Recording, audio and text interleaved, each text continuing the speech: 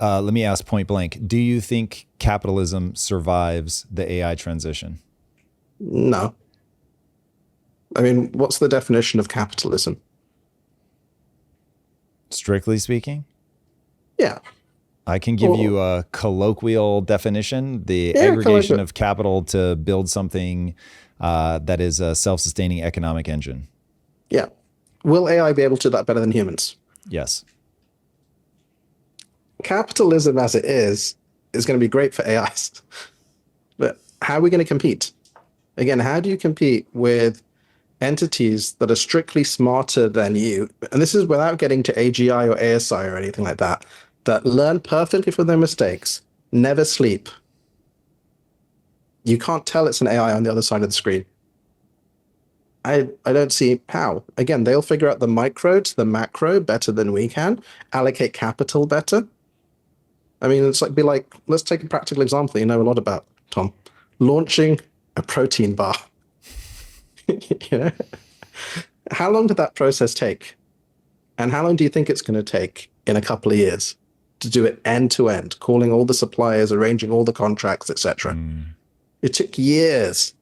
Whereas you'll be able to spin up 1 million agents hitting the exact niche, doing A/B testing, doing all the supply contracts and other things remotely, probably within like months, you know? And that's only because of this human bits stopping it. All the thinking that you had to do, the AI will probably do in less than a day. And so again, I think capitalism doesn't survive for humans, and the AI will accumulate more and more capital because there's no way we can outcompete them. So given that we are already in an environment where people are becoming increasingly violent due to the uncertainty of their economic future, I've always said that I believe in the transition there will be pockets of violence. What do you see that like? Do you see it breaking very bad? Do you see it, this will be a managed transition? Like, how do you think through this problem?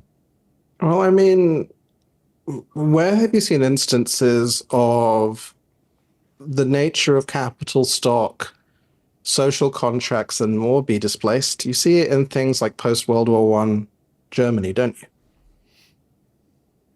Whereby the economic heart of Germany was ripped out due to reparations and others, and what emerged? You have disorder, so people look for people that can bring in order. This is kind of Hayek's road to serfdom. It's the central planning thing. It's the work programs. It's the people that say, give up your liberty so I can give you comfort, so I can give you security. It's Hobbes's Leviathan, effectively. So I think that you'll get more and more people acting up. You'll see more and more people moving towards legal stuff. But we have to remember that government, and one definition of government that's very good, is the entity with the monopoly on the legitimate use of violence. And so even if people act up and they say where are our jobs? Where's the support? Ban the AI and other things like that. The power centers will be using AI to keep their capital going up. The power brokers will be the ones with the most GPUs, effectively. And that's going to cause a big disconnect in society because a private company, particularly someone like America, isn't obligated to hire anyone. Their fiduciary responsibility is to the shareholders and the owners of capital. And so it makes sense to get rid of most of the humans. Because AIs are tax deductible and humans aren't, AIs are more effective. So I think that you will get low-level violence. The thing that is the scariest thing is, do you get mass polarization, particularly those that are motivated by political interests? You already at a large scale. We haven't seen mass. Like, again, when we look at uprisings, civil war type things. Like Nepal burning their own parliament? Or France rioting in the streets. And this is all yesterday. You can go way higher than that. I used to be an emerging market hedge fund manager. I've seen proper coups and kind of other things like that. When the big power structures change, they take advantage of the people underlying. And again, that mechanism of transmission can be even better now to do this. So I think that hopefully we don't get to that point. But when the pie shrinks, because the stuff left over from the owners of the GPUs and capital is going to get smaller and smaller, people are going to compete for capital and power. And again, it's the manipulation of the masses that's the most dangerous thing, but also the discontent of the masses is It's the tinder to which the fire can be applied, right? I think it's very optimistic of you to say low levels of violence. I said today, today. Yeah. So if you think of profit as essentially the answer to, I don't have anything else to apply my money to, will we see those kinds of profits occur in the future, or are we going to see a natural contraction of the tax basis because you'll always be able to buy more compute to make your company basically a little bit smarter? So there's now no longer that upper bound to what you would be able to intelligently spend money on. Your comparative advantage, your capital stock, is all compute in the next few years for all knowledge-based work. And so classically it was profit because you needed profit to pay for human outcomes, because we need to have money to pay for the drink we're having or our shelter or other things. The AIs don't need that. They just need to have cash flow to fund their compute effectively. This is what I call the metabolic rift, where your marginal productivity, your comparative advantage is all compute. If we look at companies like Cursor or any of these other AI companies, they hit $100 million revenue run rate faster than anything we've seen. Anyone who's kind of involved in the startup scene has seen that. Like, this is crazy, right? Like, it used to be that I think Slack was the record holder for $100 million revenue run rate. It took them 3 years, a few years ago. Now you see companies literally hit that in 3 months. What they're playing is the Amazon game, because Amazon never made profits. Like, now they make some profit, right? But Jeff Bezos realized that if he could have customers pay on day 1 and then pay suppliers on day 60, he could generate massive amounts of cash flow that he could then use for other things. AI companies are the same. AI companies will never make a profit, so you can't even tax that. And companies that use AI, because more and more companies that become AI companies, will never have to make a profit either. They're going to play the cash flow game. They don't need to distribute. It's a land grab. Is the best use of money paying it to your shareholders as a dividend, or is it getting more compute to outcompete everybody else? And when that race starts, it doesn't slow down, because when you can have that human, that I can't tell it's a human on the other side of my Zoom, that's when it all kicks off, because it doesn't need new infrastructure, doesn't need anything to plug in. All of a sudden, you just have a bunch of amazing workers who can do just about anything. And that's like, again, probably in a year's time. Okay, so I think how profits does actually your drop? profits will drop? I think profits drop, revenue goes up. Yeah. Okay, so that's my read of the situation as well. I think the tax base is going to shrink. You've already given us the math on UBI. It's not really possible. I also don't think it solves the real problem of meaning and purpose. So even if we did it, it wouldn't matter. You're still going to have all the discontent. And you may just make it possible for people to be more violent because they don't have to work, but they're still pissed off. So the thing, though, I'm wondering if you've accounted for in the mathematics is people are going to fight back. So people are not just going to take this lying down.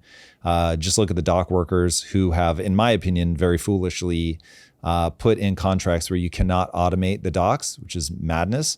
But nonetheless, like, I get it from the perspective of all I care about is me and making sure that I've got a job. And so the bit of leverage that I have right now is that AI isn't ready to take over yet. And so I'm going to use that against you to forestall the inevitable as long as I can. For me, that just weakens us on an international stage, and people don't seem to have the game theoretic clarity to understand that, take China, they're just not going to play that game. And because Xi Jinping can force people to do whatever the hell he wants, that they will just continue to deploy. So given the likelihood of people fighting back, going for regulatory capture, essentially, how do you see that playing out? Well, that's why I said public sector jobs are great. Unionized jobs are great. Here in the UK, we've just had 4 days of strikes because the railway workers, the tube workers, want 32-hour work weeks. I mean, don't we all, right? It's like the entire of the London kind of shut down. I think we will see more and more of this. And in the book, I discuss the Luddites, I discuss other things. They weren't wrong necessarily. And again, these are local maxima. Like, why does a dock worker care about the long term when he's worried about now, or when he can extract more? It's a question of relative power.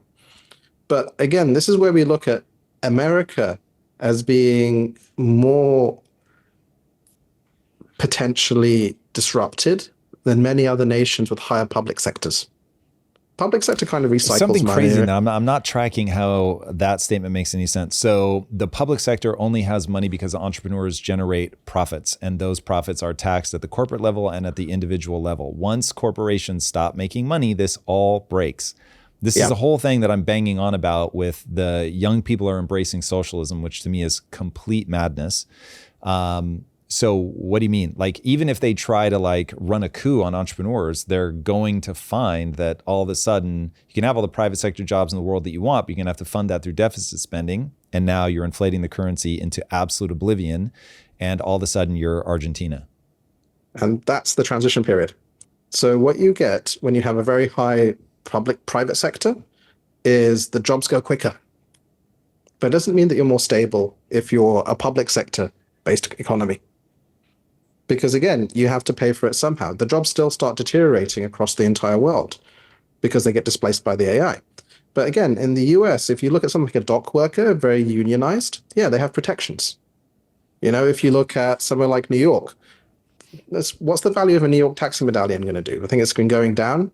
They'll have protections there where, again, just like with the Uber thing, they're going to be protected against auto driving, etc. But in most private sector jobs in the US, there's not going to be a protection. They're not going to say you have to employ young lawyers or you have to employ software developers, or you have to employ maybe accountants. They'll push some things through. You need a human to sign off at the end. Because again, America is uniquely competitive. And so I just think, again, we're looking at a huge amount of mess. And the question in the future is, what is money? What is wealth? How does it kind of circulate? Our current economy is based on 91% of money being inside money generated by banks in exchange for debt. You put a deposit in, the bank generates loans based on a certain ratio, and that's how most money in the US is created. If you don't have a job, then how are you going to get a loan? How does monetary supply look in the US? If the majority of economic activity suddenly switches over time to AIs, and they don't need housing, they don't need food, they don't need anything, they just need compute, where's that capital going? So I think that we have to have some real questions about what is the economy itself? How do we make sure people get what they need to survive and thrive? And how does any of this make sense? Because we need to change the overall flow of how all this works. And we don't have that much time to do it. Like, it could be 3 years, it could be 10 years, but all we know is it's inevitable, right? That you're going to get this breakdown, mess, and we're trying to minimize that period of craziness. Well, we might end up in very unpleasant things. And we have lots of sci-fi stories about that. Can we get to a pleasant environment? Yeah, what is that bridge? Do you have a vision for how we cross this chasm? So my concept was you need to have a capability element, which is universal AI for everyone, which is a sovereign AI that looks out for you. Because again, ChatGPT is not going to look out for you or anything like that. You actually need to have an AI that you own that can give you capability access, shall we say. I think that we should shift monetary supply from being at the banks to being generated by the users of the AI, verified as humans. So that's a shift in the way that the capital flows. So I don't think most people understand that. How would an individual create their own capital that people would treat as capital? So I think what you've had classically is you had a gold and then currencies linked to gold. Bretton Woods in 1972 broke that, and then we had this fiat monetary system coming in based largely on debt. What we have now is a really interesting thing because digital assets are suddenly legal in America. Like if you look at a year ago versus now, like there's no wonder that $150 billion has gone into digital assets this year. Next year, it's going to be even bigger. You'll see a return of ICOs. You'll see tokenized stocks. The government says put GDP on the blockchain. I'm not sure what that means. So there are new ways of generating money. And I think that Bitcoin was a great precursor. We have a concept called foundation coin, which is like Bitcoin, but it all goes to compute for societal good, organizing knowledge, giving people free AI, etc. But you need two types of money. You need to have your gold type money, Bitcoin gold type thing. And I think you need a cash that's linked to that.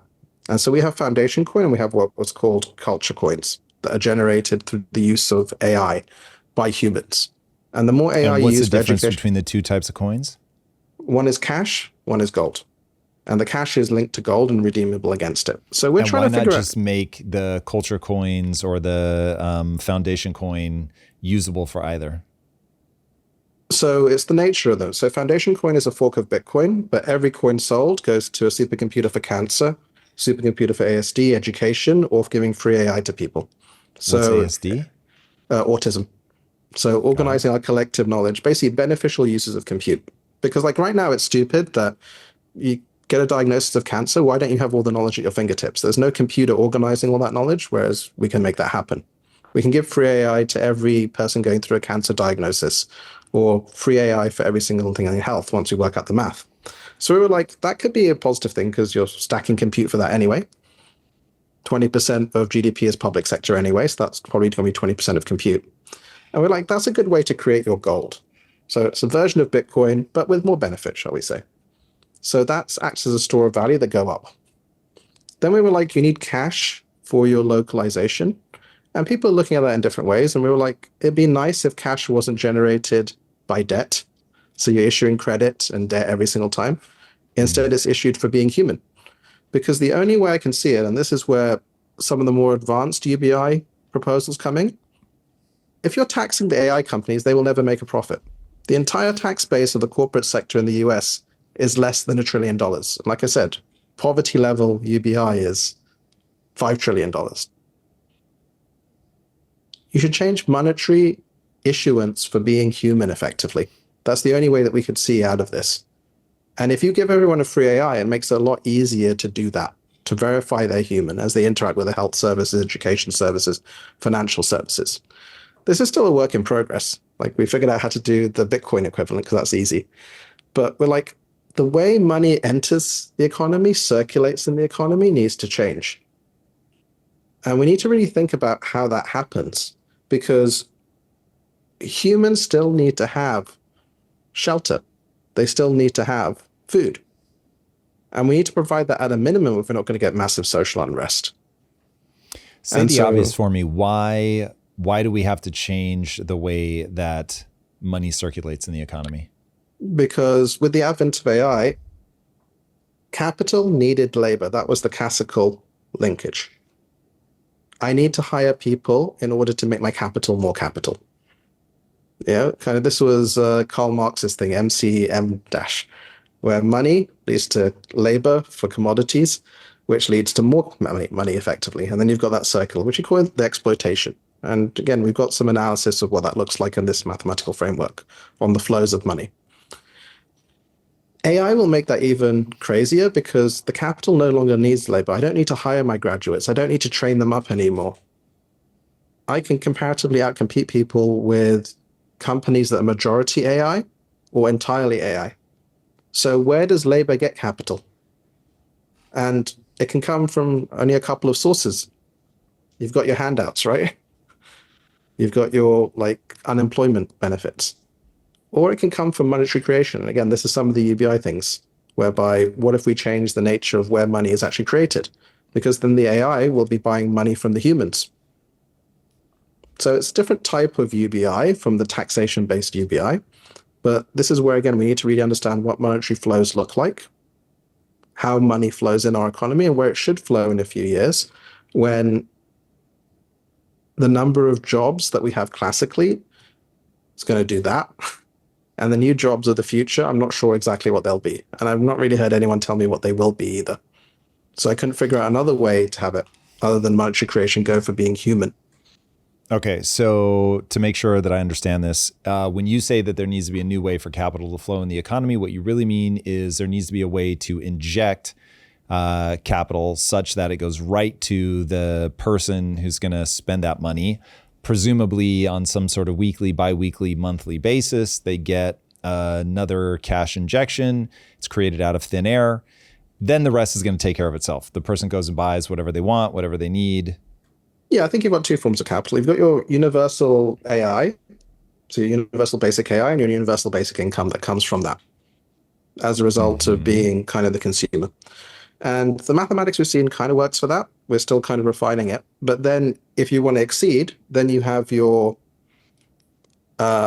scarce assets. You have your Bitcoin equivalent, you have your dollar. Because again, this is only to give a base level. Because if you don't give people a base level of dignity, as we call it, the UBI, universal AI, but then capability, the ability to access these resources in an aligned way versus like 1984 on steroids, no, sorry, Brave New World on steroids or something like that, then you're going to get real mess. And again, I think that you need to have not only a version of safety net, shall we say, for this transition, but you also need to have the capability aspect. Like the The average capability, IQ, what do you mean? the capability aspect is the universal AI concept. If you could give everyone a Jarvis Iron Man style, Yeah. how should it be designed? That's the access to all of these things because it'll be able to talk to you in a very human way, but it needs to be looking out for you and your community and society. So we need to make that infrastructure versus looking out for OpenAI or Anthropic or other bottom lines. So there needs to be at least the access to, I think, that intelligence because you can't compete otherwise.